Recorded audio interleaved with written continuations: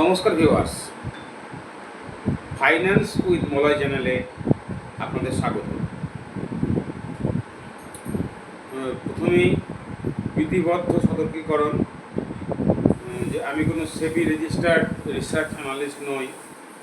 আমার ভিডিওগুলি সম্পূর্ণরূপে শিক্ষামূলক।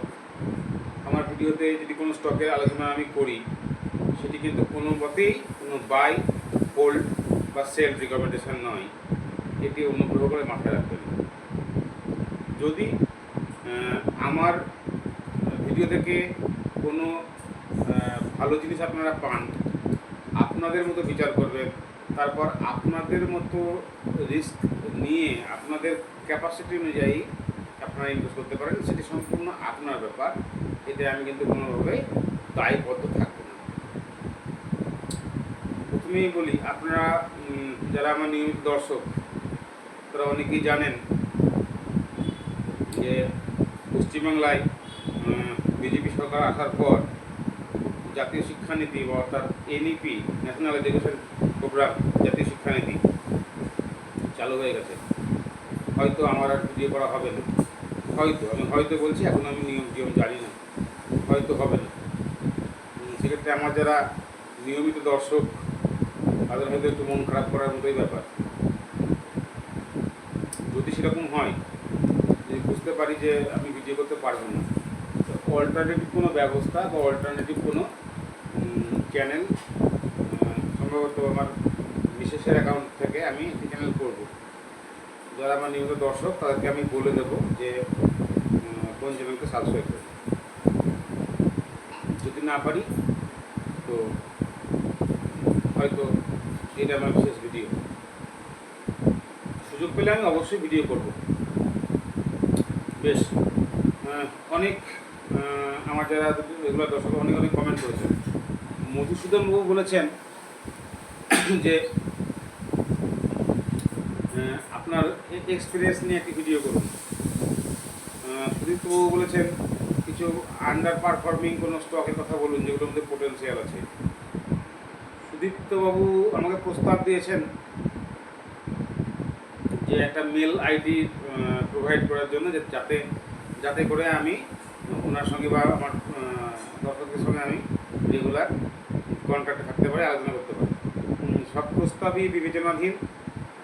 বিশেষ করে অমিতবাবুর প্রস্তাবটি বিবেচনা করছি। তো আজকের ভিডিওটি একটু বড় হবে, আমি জানি না পরে আমি ভিডিও করবো কিনা। তো আজকে যে কথাগুলি বলবো, একটু প্লিজ মন দিয়ে শুনবেন। যাদের ইনভেস্টিংয়ে ইন্টারেস্ট আছে, আমি চেষ্টা করব আমার কিভাবে আমি সিলেক্ট করি, একটি স্টকের ব্যাপারেও বলবো আছে। প্রথম কথা, ইনভেস্টারদের, আমরা যারা ইনভেস্টার, একটু মন দিয়ে শুনবেন প্লিজ। একটু সময় লাগবে, ভিডিওটি দীর্ঘায়িত হচ্ছে বুঝতে পারছি, তাদের ক্ষমা প্রার্থী, কিন্তু আমার মনে হয় এগুলি শুনলে আপনাদের উপকার হবে। দেখুন, ইনভেস্টিংয়ের ক্ষেত্রে আমাদের প্রথম সমস্যাই হচ্ছে কোম্পানি কি দেখি না দেখি সেটা পরের কথা, আমরা কিন্তু প্রাইসটি দেখি। রিটেলার, আমিও কিন্তু রিটেলার, আমি কাকে অসম্মান করছি না। রিটেলারদের প্রথম কথাই হচ্ছে প্রথমে প্রাইস দেখবে, চার্ট দেখবে। এক, ধরুন একটি স্টকের প্রাইস আজকে 100 টাকা ছিল, গতকালকে 100 টাকা ছিল, আজকে 120 টাকা হয়ে গেছে। তো প্রথমে সে ভাববে যে স্টপ লস, আমি প্রথমে এরকম করতাম, স্টপ লসটি আমার এইখানে, এই ক্যান্ডেলের নিচে বা সুইং লোর নিচে।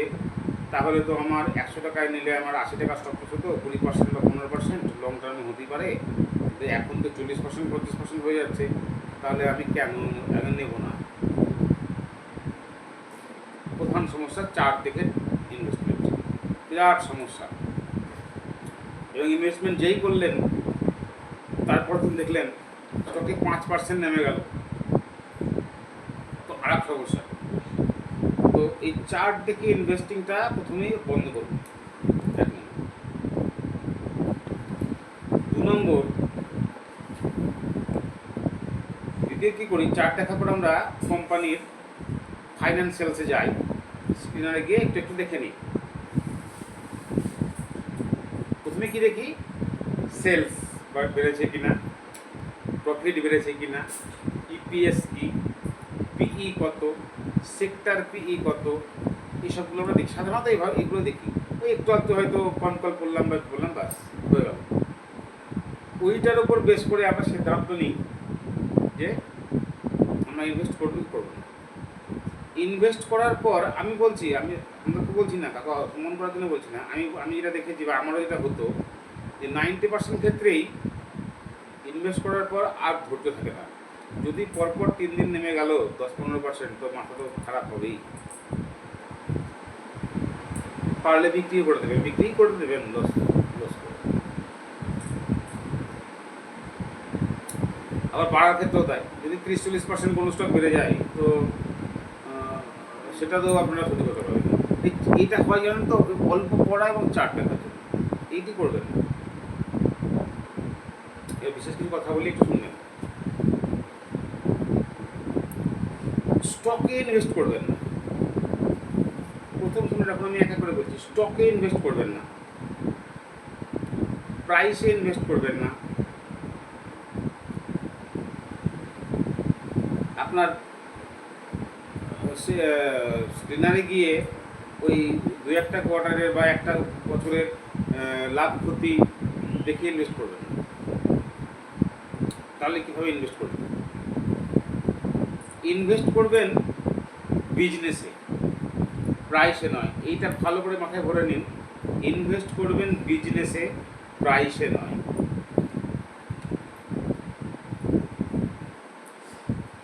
কী হয় দেখুন, তাহলে আপনারা বুঝতে রিলেট করতে পারবেন। আমারটা একটু ভালো করে শুনলে পরে আপনাদের মনে হবে যে আমি ঠিক বলছি, বোধহয় আমি ভুল হতে পারি। যে ধরুন একটি কোম্পানির স্টকের দাম আপনার কাছে ধরুন 20,000 টাকা আছে। একটি কোম্পানি আপনার কথা শুনলেন বা দেখলেন, যা কোনোভাবে আপনি সোর্স থেকে পেলেন, একটা কোম্পানির নাম ধরুন XYZ কোম্পানি। যেই তুমি চার্ট ওপেন করবেন, চার্ট ওপেন করে দেখবেন কোম্পানিটির প্রাইস, শেয়ার প্রাইস 4,000 টাকা। আপনার কাছে 80 তো 10,000 টাকা। তো বলবেন যে আমার দুটো আড়াইটে কি, আমি 12,000 বললাম, 3টে স্টক হবে। এত দামি স্টক কিনে কী করবো? স্টক লস তো প্রচুর। আপনি কিন্তু কিনবেন, আপনি কিন্তু আর বিজনেস দেখছেন না। এই প্রথম সমস্যা। প্রাইস দেখে স্টকে ইনভেস্ট করবেন না, বিজনেস ইনভেস্ট করবেন। বেশ, বিজনেস দেখবেন, প্রথম দেখবেন কোম্পানিটির বিজনেস কী, প্রোডাক্ট কী, বিজনেস মডেলটা কী। এবার ধরুন কোম্পানির যে প্রোডাক্ট বা বিজনেস দেখলেন, এবার দেখবেন এই কোম্পানিটির মোট কী। মোট বলতে গেলে আমি বলতে পারি, আমি আমার মতো করে বলছি, একটু বোঝার চেষ্টা করেন। মোট মানে এই বিজনেসটার মধ্যে বা এই প্রোডাক্টটার মধ্যে কী এমন স্পেশালিটিস আছে, কী এমন স্পেশালিটি আছে এই বিজনেস মডেলে বা এই প্রোডাক্টে, এই বিজনেসে, মোটের উপরে এই বিজনেসে, এই যে বিজনেস যে অ্যাডমিনিস্ট্রেশন বিজনেসে রান করছে, বিজনেস সিস্টেম, প্রোডাক্ট আছে, ম্যানেজমেন্ট আছে, সব কিছু আছে। কী এমন পোটেন্সিয়াল আছে যেটা ভবিষ্যতে ফ্লোরিশ করতে পারে এবং আপনাকে পয়সা বানিয়ে দিতে পারে। এটা প্রথম দেখবেন। প্রাইস প্লিজ দেখবেন, বেশ মোট দেখবেন কী এমন মোট। যেমন ধরুন আমি বারবার বলি সাকারের মোট কী বলুন? ওদের মোট হচ্ছে রিসার্চ ডেভেলপমেন্ট। এবং যত ভালো ভালো কোম্পানি দেবেন, সিপলা, জাইডাস থেকে শুরু করে যত ভালো ভালো কোম্পানি, সকলে ওদের খরিদ্দার, ওদের কাস্টমার। বুঝতে পারছেন মোটটা? মানে কেন ওদের কাস্টমার, ক্লায়েন্ট কেন, আপনার ভাবতে হবে। কী প্রোডাক্ট, সাকারের প্রোডাক্টগুলো দেখবেন। ইনভেস্টমেন্টের কারণ কী? আজকে যদি সাকার আমার 30% কমে যায় না, আমি কিন্তু বেচবো না, আমি কিন্তু আরও অ্যাড করবো। আমি আবার বলছি, একটা আমার কথা শুনে ইনভেস্ট করবেন না, কিন্তু আমি মোট কী জিনিস বলতে চাইছি, মানে এর প্রোডাক্ট কী। অঙ্কোলজির উপর কাজ করে, ক্যান্সারের উপর কাজ করে, এবং ওরা আরও সেগমেন্টে ওরা এক্সপ্যান্ড করে যাচ্ছে বারবার। এক সময় লস মেকিং ছিল, ওরা নিজেকে রিনোভেট করেছে এবং ম্যানেজমেন্ট স্ট্রং করে রিনোভেশনটা হয়েছে, এবং ওরা একের পর এক, এবং ওদের যে পাইপলাইন দেখেন যে ওরা এখনও যে কী হারে এক্সট্রিম লেভেলে ওরা রিসার্চ ডেভেলপমেন্ট বাড়িয়ে যাচ্ছে, এবং নতুন নতুন পেটেন্ট নিচ্ছে। পাইপলাইনে প্রচুর ওদের রিসার্চ ডেভেলপমেন্ট, প্রচুর আউটকাম এখন আসতে বাকি আছে, বিভিন্ন বিভিন্ন সূত্র বিভিন্ন স্টেজে আছে, এবং বুঝতে পারছি ওদের ওয়াটার পাইপলাইন কী, এবং ওনারা মুখিয়ে আছে। তো এই যে এই মোট দেখুন, একটি প্রাইস দেখবেন না প্লিজ, স্টক প্রাইস দেখবেন না, মোট এক। 2 নম্বর দেখবেন ভ্যালুয়েশন। ভ্যালুয়েশন কীভাবে দেখবেন, এটা একটু বিরাট বড়। এই যে বললাম যে একটি কোম্পানির দাম, স্টকের দাম 4,000-5,000 টাকা, আপনি ইনভেস্ট করবেন না।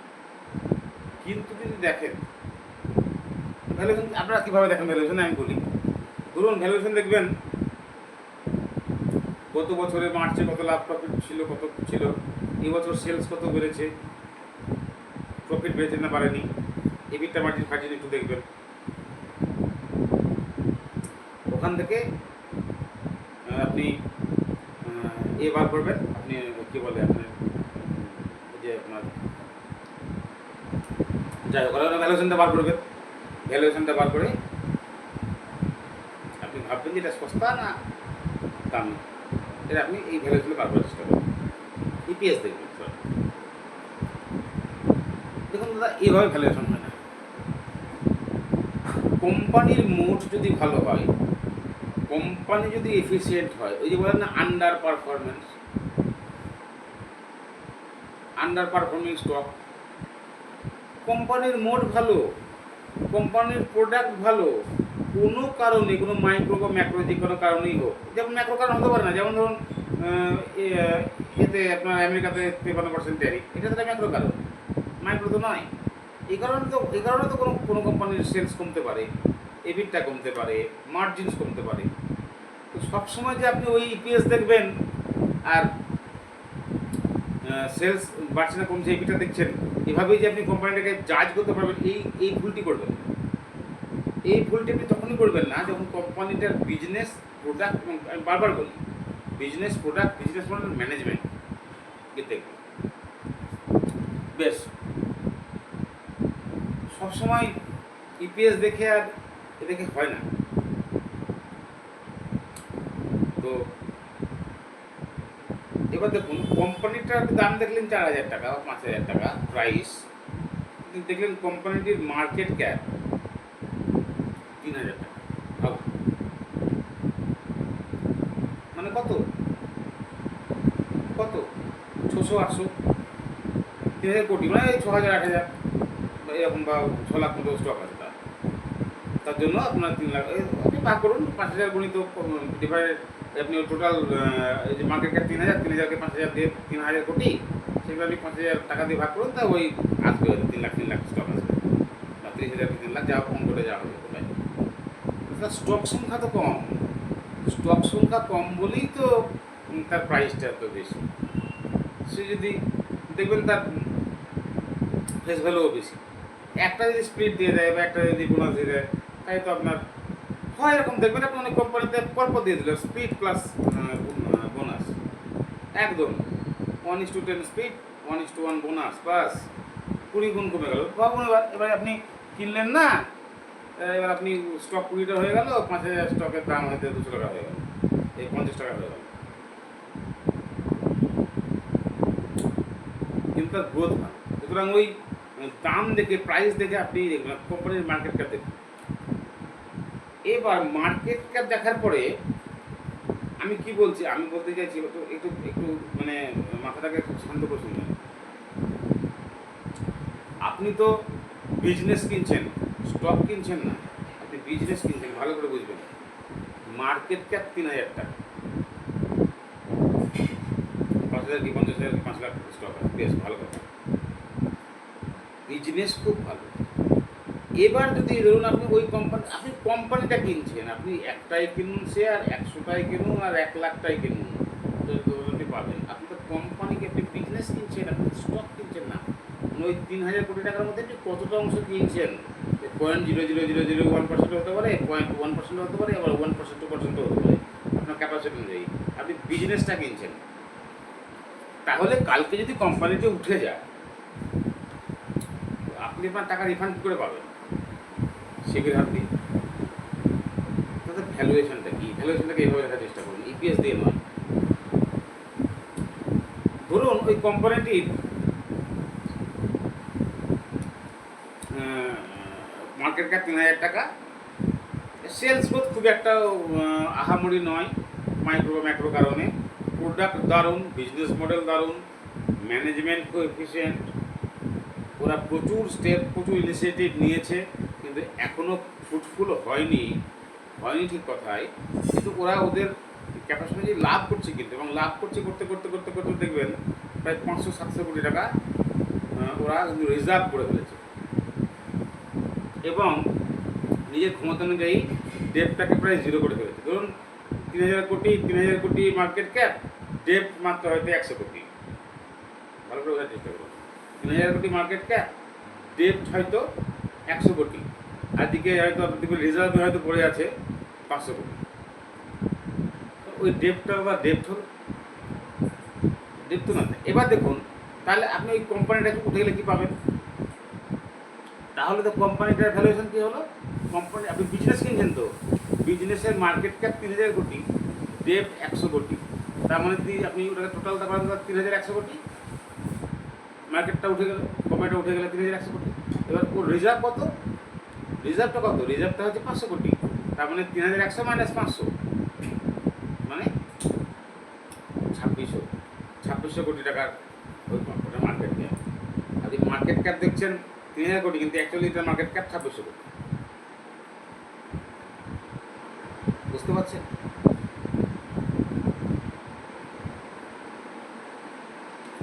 তার মানে ওর আরও প্রাইস পাওয়া উচিত,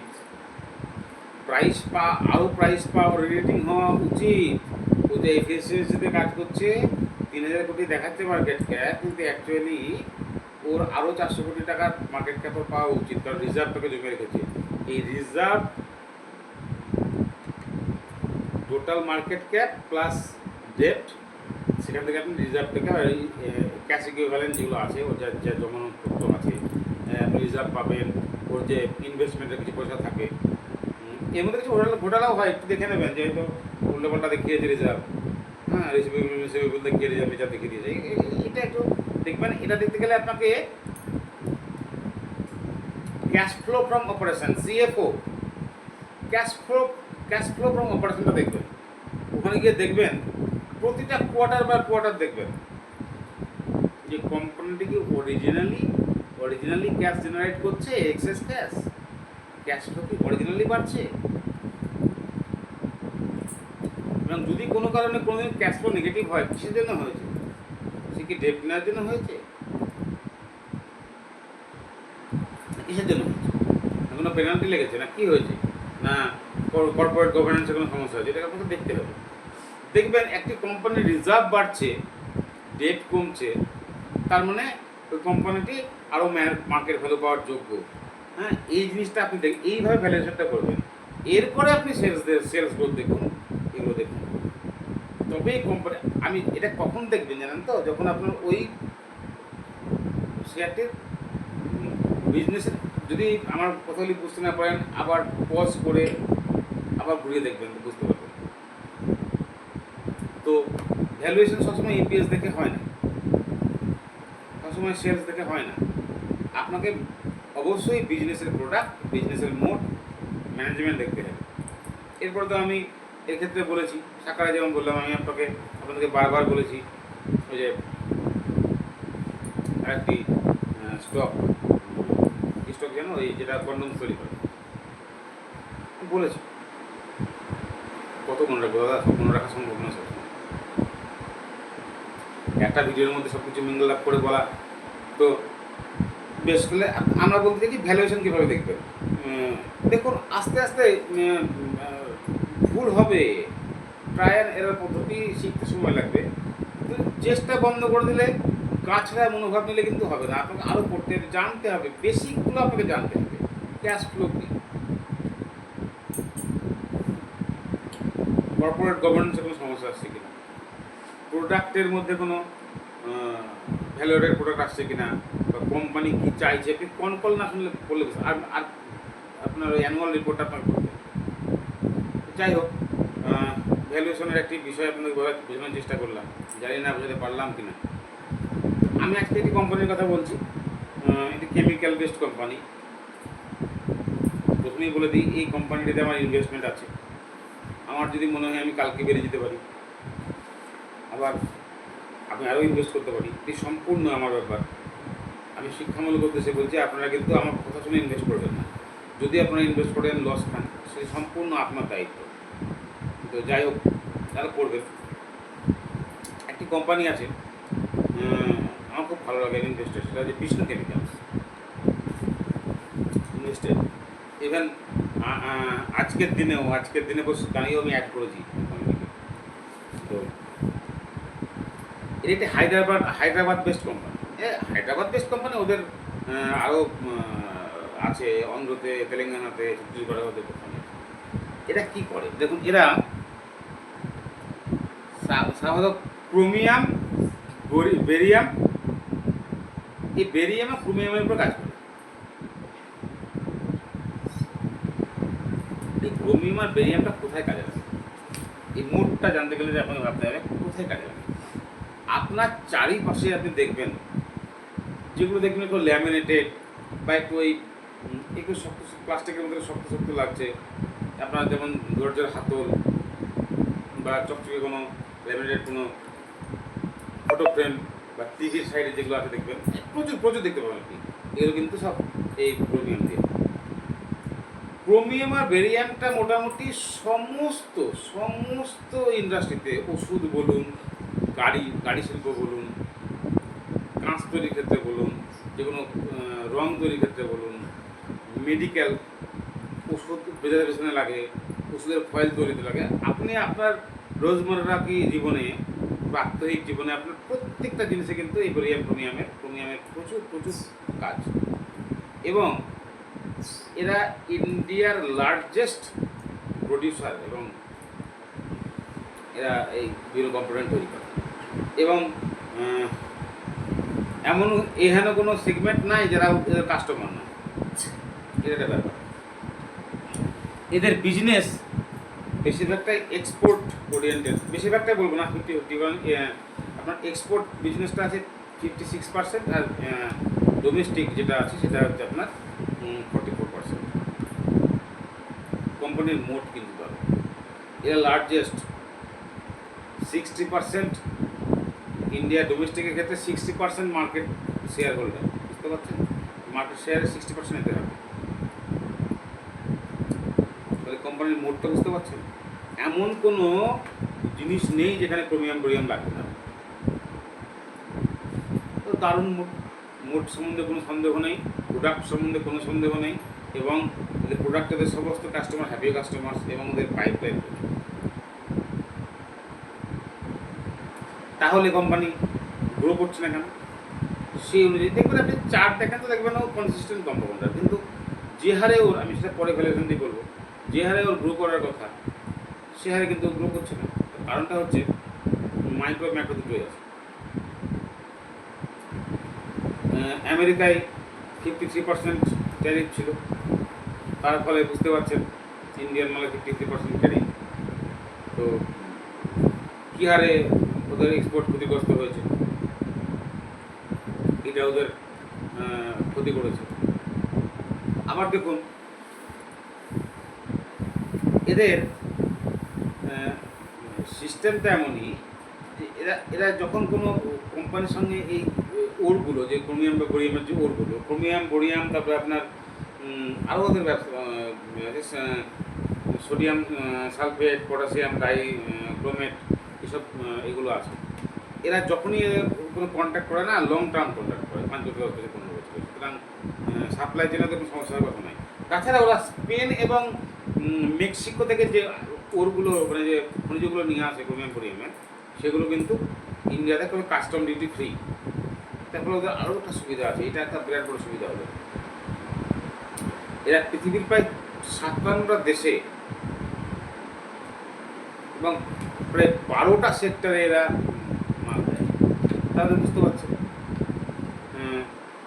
হয়তো আমেরিকা ট্যারিফের জন্য একটু সমস্যা হয়েছিল, আবার ঠিক হয়ে যাবে। এদের যদি এবিটা মার্জিন দেখেন, প্রফিট মার্জিন তো 44%। ভাবুন 44% প্রফিট মার্জিন মানে চারটি কোনো ব্যাপার না, তবুও আন্ডার পারফর্মার। সেই অনুযায়ী পারফরমেন্স গ্রোথ নেই।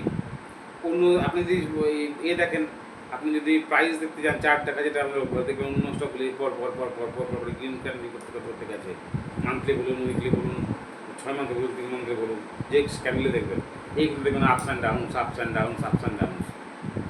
কেন? এবার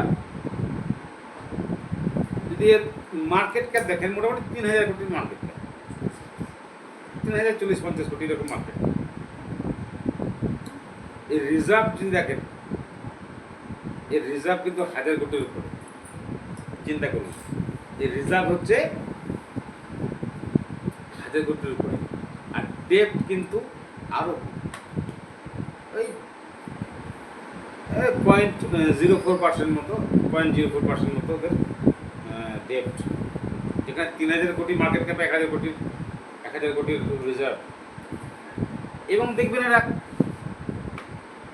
মানে কোয়ার্টার অন কোয়ার্টার কিন্তু ওই ওদের ওই এবিটা মার্জিন কিন্তু 20%-এ থাকছে।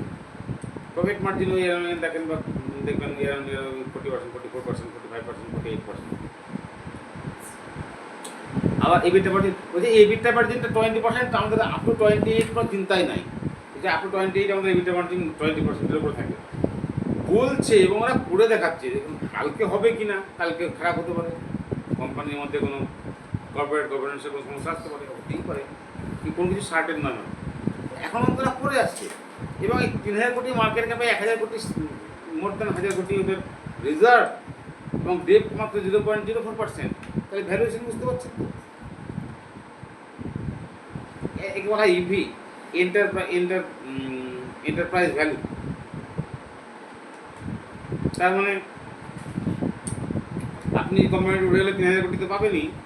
হ্যাঁ, ওর যে টোটাল তার সঙ্গে আপনি আপনার এটা আপনাকে সাহায্য করবে। 3000 কোটির মধ্যে 1000 কোটি আপনার রিজার্ভই আছে, আপনার টাকা ফেরত দিতে কোনো সমস্যা নেই। তো মার্কেটে তার মানে আপনার রিস্ক তো লিমিটেড। 3 ভাগের মধ্যে 33% আগে থেকে পেয়ে বসে আছে। 3000 কোটির মধ্যে যদি 1000 কোটি যদি রিজার্ভ থাকে, তো আপনি আপনার কোম্পানি উঠে গেলে তো আপনার 1000, আপনি তো 1/3 পয়সা পেয়ে যাচ্ছেন। তারপরে তো কোম্পানি নিজে করছে, তার পাবেনি। তার মানে লোভনীয় ভ্যালুয়েশন। এটা আমার মতে, আপনার মতো অন্যরকম হতে পারে। বিষ্ণু কেমিক্যালস আমার খুব পছন্দের একটি কোম্পানি। এরা ইন্ডিয়ার লার্জেস্ট প্রডিউসার, 60% মার্কেট হোল্ডার, এবং এদের প্রোডাক্টের মোট নিয়ে তো কোনো সন্দেহই নেই। সরি, মার্কেট ক্যাপটা 4000 কোটি, মার্কেট ক্যাপ 3000 কোটি না, মার্কেট ক্যাপ আমি ভুল বললাম, মার্কেট ক্যাপ 4000 কোটি, 4000 কোটির মার্কেট ক্যাপ, সরি। তো বুঝতেই পারছেন, এরা মেক্সিকো, বেলজিয়াম থেকে র ম্যাটেরিয়াল আমদানি করে, এবং মেক্সিকো এবং স্পেনের ম্যাটেরিয়াল করে ওদের স্পেন এবং মেক্সিকোর ইম্পোর্ট, যে আপনাদের ওরগুলো ওরা ইম্পোর্ট করে, তারপরে আপনার ফ্রি, কাস্টম ডিউটি ফ্রি। খুব সুন্দর একটি কোম্পানি। ওর যে ভ্যালুয়েশন হওয়া উচিত, ওর যা গ্রোথ, ওর যা বিজনেস মোড, আমার তো মনে হয় এই কোম্পানিটির, হ্যাঁ, এই কেমিক্যাল সেক্টর বুম এখন নেই। কেমিক্যাল সেক্টরটি লাস্ট 3-4 বছরে দেখবেন ওই কোভিডের পরে একটা ব্যাপক মুভ এসেছিল 2023-24। তারপরে 2 বছর কিন্তু কেমিক্যাল সেক্টর একদম ডাউন, একদম খারাপ। সেই রকম খারাপ মার্কেটেও কনসিস্টেন্ট ওদের রেজাল্ট, এবং আমার যে ভ্যালুয়েশন, আপনি যে সেলস ভ্যালুয়েশন মোটামুটি ওই 10-15%, আপনি 12-15% আপনার গ্রোথ আপনি সেলসে দেখতে পাবেন। প্রফিট গ্রোথ তো বলে দিলাম আপনার। তো এই কোম্পানি সম্বন্ধে বললাম, আমাকে বলেছিলেন, সুদীপ্ত বলেছিলেন যে আন্ডার পারফর্মিং স্টক সম্বন্ধে কিছু বলুন। সুদীপ্ত দে সম্ভবত, মৃণালবাবু সম্ভবত কিছু আমাকে অনুরোধ করেছিলেন এরকম কিছু বলতে। মৃণালবাবু মধুসূদনবাবু তো বলেছেন যে আপনার এক্সপিরিয়েন্স কীভাবে আপনি করেন। অমিতবাবু আমাকে রিকোয়েস্ট করেছেন। তো সকলকে আমার তরফ থেকে যতটা সম্ভব একটি ভিডিওর মধ্যে আমি বলার চেষ্টা করলাম। ভালো থাকবেন, পাশে থাকবেন, আর দয়া করে লাইক করবেন, সাবস্ক্রাইব করবেন। আমার সাবস্ক্রাইবার একদম স্টপ। বন্ধুদেরকে শেয়ার করবেন, কমেন্ট করবেন। ভালো থাকবেন।